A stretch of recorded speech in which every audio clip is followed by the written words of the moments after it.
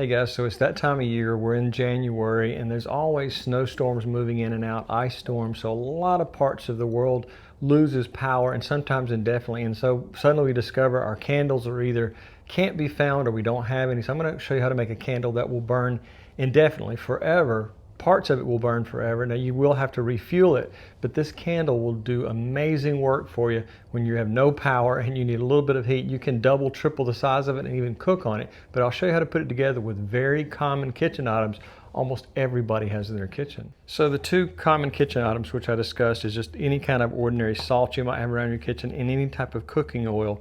I think that I read somewhere that your olive oil is going to put off the least amount of soot and smoke, so that would be the ideal one. But just whatever you have in your kitchen, any type of vegetable oil, canola oil, or olive oil. So I'll show you how to put this together. I'll even show you a kit you can purchase online if you don't want to make it, but you'll still need your fuel source. And there's a lot of different fuel sources out there, but this is just one that almost everybody has in the kitchen. So if you find yourself in a power outage, you can use this in a pinch. So the first thing we're going to do is we're going to fill up whatever size container we got. Now you don't have to stop at this size container. You can get it as large as you want to. You could go up to one of those giant pickle jars if you wanted. And so we're going to fill whatever size container we have about 2/3 of the way up, a little bit over halfway.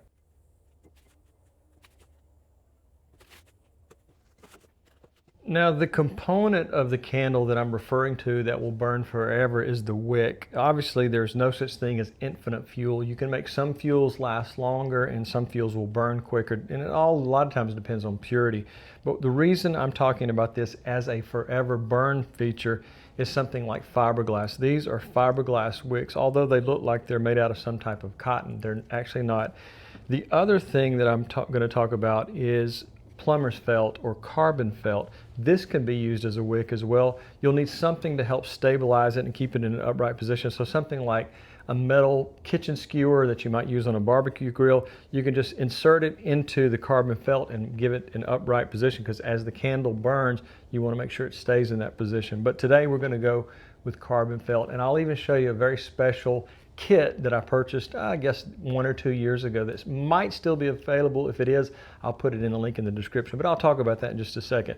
So the first thing we're going to do, we need to measure our fiberglass wick, and this will last, I don't even know how long it will last, because I've got some that I've been burning off and on for 10 years, so I know they last for at least a decade, probably a lot longer. And it, of course, it depends on use. If you're using this every day, obviously they say that these can become clogged with impure fuels. So that's the main problem is if your fuel you're using clogs the fiberglass wick, then that's where your problem's going to arise. So let's take a quick measurement. I'm going to say about right there, and just take a pair of scissors, and the fiberglass wicks can be made to whatever size you want.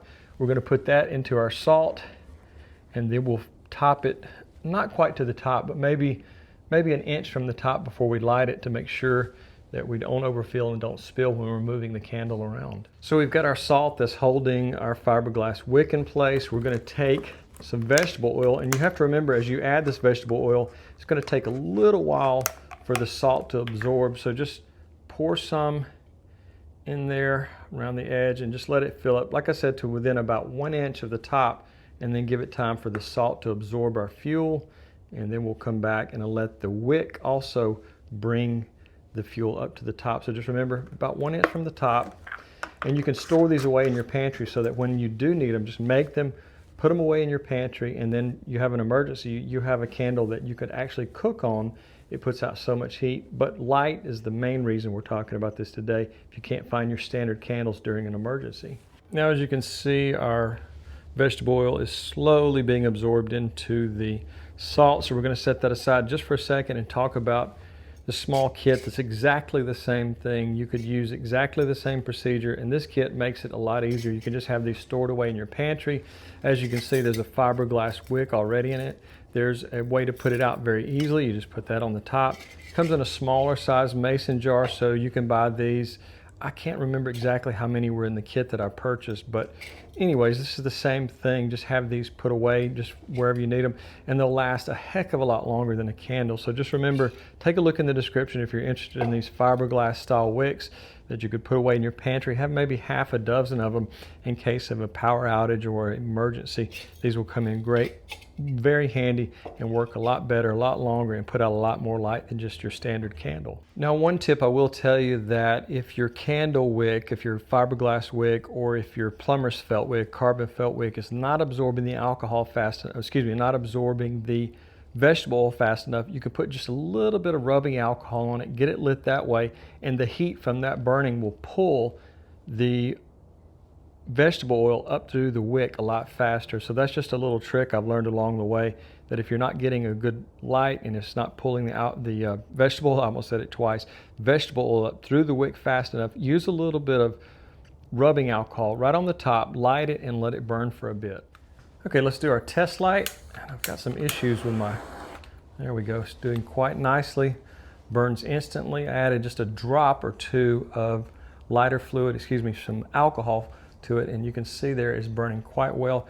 Remember, the hotter the candle gets, the better it's going to draw the fuel, the canola oil, vegetable oil, whatever it is. It's going to take a little bit of time to drop through there. So as you can see, it's burning quite nicely. Now I'm going to show you how to go from using this as a light source to an actual cooking device. Now there's two more ways to use this, and you can use it as a heater and also a way to cook on it. So let's talk about the heater method first. You can take the entire candle and put it into a pineapple juice can. I've pre-drilled some holes here. This has been around the greenhouse for a while. So as you can see, you could drop it down in there and then add a stainless steel mesh to it. Now you can get it close, and this stainless steel mesh will capture heat and radiate it out into the room. Also, this is not a tuna can, this is a chicken, I believe it was white chicken chunk can, so I put that on the top to help capture some heat as well. So we're capturing the heat and slowly radiating it out into the room rather than just allowing it to escape into the room.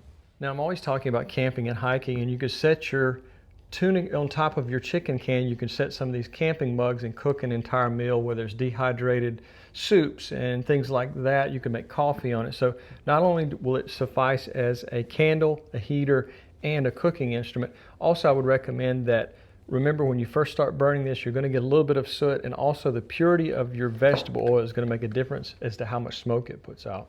Now this is a question I commonly get about how do you put it out. Well, you just take any type of tuna can, small stainless steel can, you can put it over the top of it and it'll just smother it out very quickly. So as you can see, you can just take a couple of common kitchen ingredients and a very special wick, and you'll have something in an emergency. If you need to cook, if you need to heat, if you need light, this serves for all three. Remember, I always talk about safety first.